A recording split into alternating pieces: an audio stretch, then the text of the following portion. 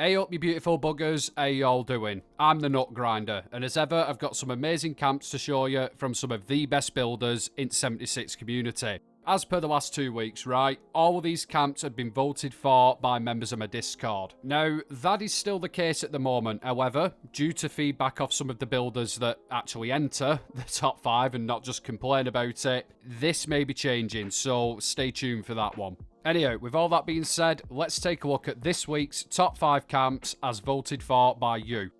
Okay then, in the number 5 spot this week, we have Texas MRFR with the Woodland Willow Cottage build. I'm just going to come out and say this straight away, Texas. Don't get me wrong, I love that weather machine. It looks awesome in-game, but it does make it quite difficult to look at a camp on video. So if I miss a few things, I do apologise, right? Yeah. First impressions on exterior, right, it is a very pretty looking build, there's no denying it, but what I am really impressed about is the angle of the terrain that you built on, and how you've compensated your actual camp for it, if that makes any sense. I think it does. It's quite realistic in my opinion. You see a lot of houses like that. Like I say, pal, I am struggling with the weather machine a little bit here, so you will have to bear with me. Another feature that I can see that I do like is the skylights that you've made. Nice little touch. It is quite a simple little trick to do, but it's a handy one to have. And as you can see, guys, it does make a massive difference to the overall appearance of a build. Onto your decor. Exterior-wise, fairly solid. I like your entranceway here, how you've made the stairs, and all of the plants you've got down. Simply lovely. I think what really stood out to me, though, decor-wise, is your interior. That is spectacular. You have done a cracking job with that. It's very detailed. It's very cosy. And yeah, it does have cottage vibes. Oh, look at that, you see there. I've just noticed you've put glass inside your windows. Again, a nice little touch. Texas, thank you very much for entering this week. Congratulations on the number 5 spot. Solid camp. Okay then, so now onto the number 4 spot and number 3 spot, because both of these builds were tied. Personally, I would have had these, at least one of them, up in the number 2 spot. However, this is a community vote. I will respect it because we're not a bunch of communists around here. In the number 4 spot, or number 3 spot, I'll let you guys decide. We have... who should we start with? We'll start with T-Noodle's build, the Flatline camp. Now, there is actually quite a bit to this. We've got this awesome little bar area that Noodles built here. Very nice indeed. Extremely well filmed as well. However, the main part of this build, for me, was this motorbike thing here. Ladies and gents, I don't think I have to tell you how awesome that thing is. That's some hit-bit, Nux Black Thumb level kind of shit going on right there. Proper witchcraft. Now, being a substandard builder myself, I don't know where to begin with that thing. It's just merges on top of merges. I'm sure there's a lot of underground work going on as well. What I'm trying to say is it looks like a kick in the penis to put together. That is some serious work. The attention to detail, the ingenuity behind it, it's really fucking clever, guys. I'm always blown away by these kind of builds, and it's not even so much because of the actual build, it's how people think of doing them, how they come up with the ideas. It's like the Nuke-Arcade ornament, toy, train, monorail thing there. That's just supposed to be an ornament for your camp.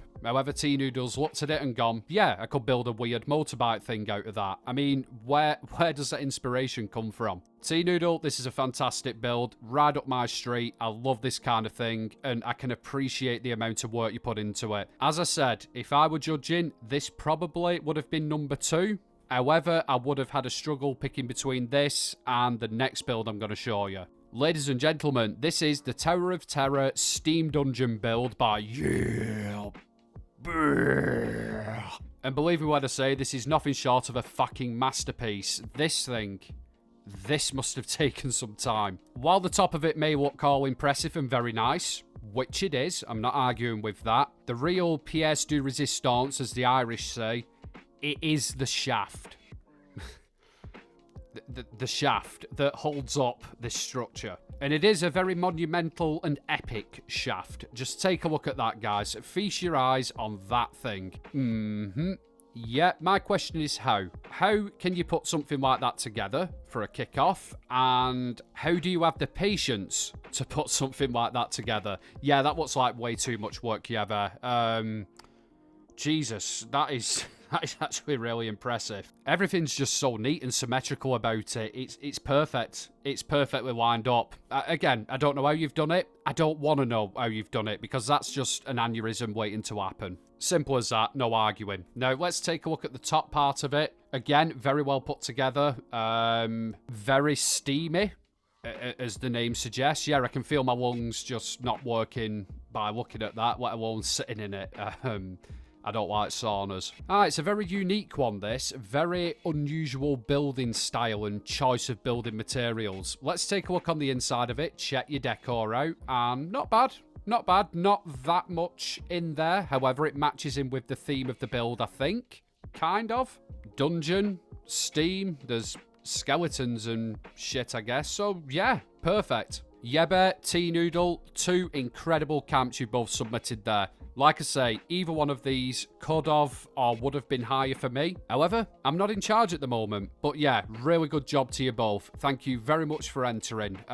Good luck on the number 3 and or 4 spot. People in the comments, let me know which one you want in which position. It's down to you guys. Coming in the number 2 spot, we have a brand new entrant to the competition. And this is actually a really good camp. It's the Ghoul and his dog build by Chris. That's actually a really simple and straight to the point name. I like it. I actually do like it. Now, quite obviously, this camp is based on Cooper Howard and the dog that he saved. I'm still saying that he saved that because he felt sorry for it, not because he were using it for tracking. But anyhow, totally off the subject. Back to the camp. Now, in terms of the build itself, like I say, a really solid camp. I like how immersive it is. I like how scrappy it is. It's a cool looking build. And I must say, Chris, you've complimented it with fantastic filming. This is beautifully shot, this video. So kudos to you for that. And thank you for not giving myself or the viewers motion sickness. Now, I am trying to work out what you've actually done with the structure. It doesn't look anything too mad or too technical unless I'm missing something. Highly possible. But I think it's turned out really well. This is an example, again, of good decorating, making a camp 10 times better. And believe me when I say, Chris, this decor, you have done a smashing job on it. It is really well kitted out. On the outside, on the inside of it, there's been a lot of time put into it. A great care to detail, and it looks fantastic. It really does. You see, guys, this is why I always say, you're better off having a smaller one, because you can do more with it. Take that as you will.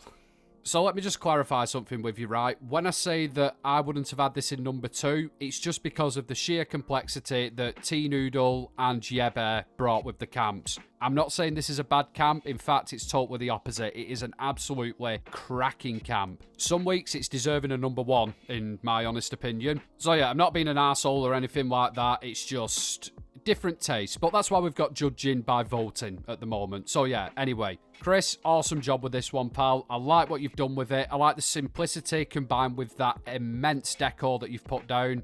And I like the filming as well. You've done a really good job with it. Thank you very much for entering, my friend. Congratulations on the number 2 spot on your first ever entry. Very impressive. And I hope to see some more builds from you.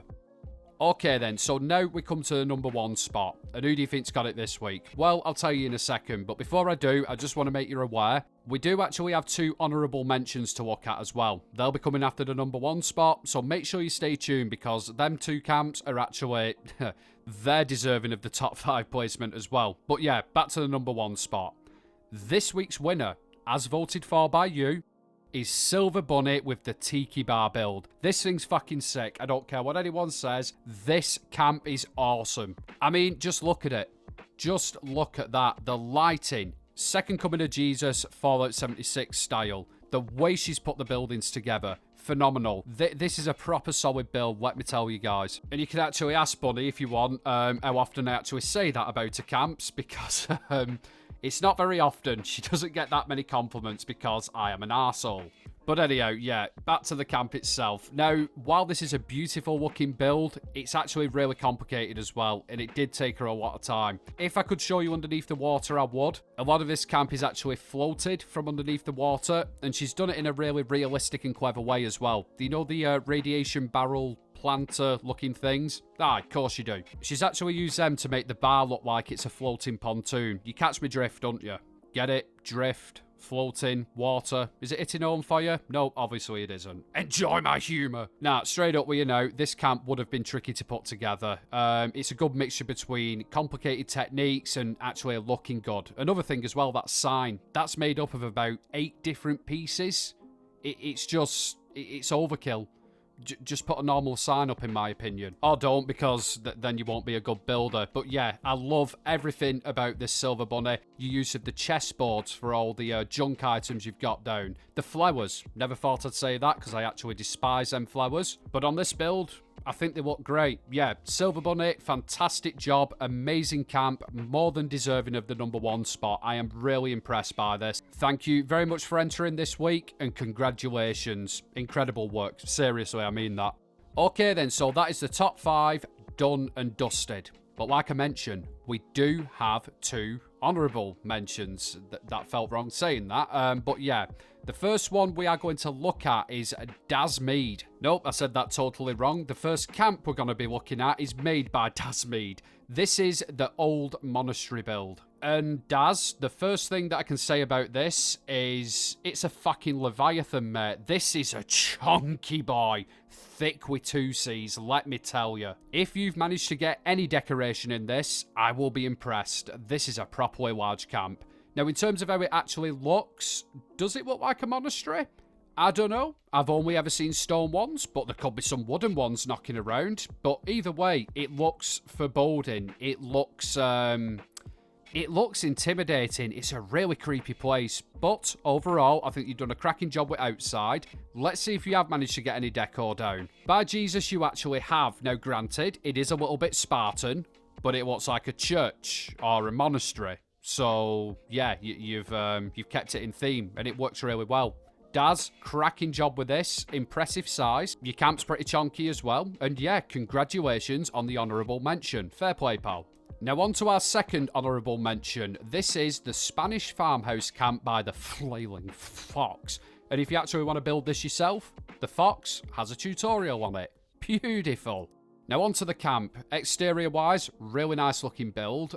You've got underpinnings, always a win. Yes, I am going to keep mentioning that at every opportunity. I don't care. It is a very clean build. Obviously, it's got a bit of a rustic vibe about it because it's supposed to be a Spanish farmhouse, I guess. Yeah, it looks awesome. I do like the outside of this place. My favourite bit about it, though, believe it or not, something really small and simple, is the decor you've got on patio. I just think that's really nicely done, to be honest. I really do. That says it's nice and pretty, it is. Fuck me, the crack's kicking in. Yeah, outside, perfect. Let's take a look at the inside, and... very Spanish. No, I'm just kidding. I don't actually know what a Spanish farmhouse looks like, but it is very well decorated. Again, you've done a solid job with it, Fox. This camp, for me, probably would have been in the top 5 because it is a belter. But regardless of the position, I'm just glad I got to show it. Thank you very much for entering this week, my friend. Congratulations on the honourable mention. And that, guys, wraps up this week's top 5. Like I say, we are planning on changing the judging on this, and it's purely off feedback from actual builders who enter the competition. Don't know when it'll be. There's a bit of planning and a bit of coordination that's going into it. But yes, thank you to everybody that entered this week. Thank you to all the Discord for judging. And as we say in the North, I will love you and leave you, and I'll catch you next one. Have fun, everybody.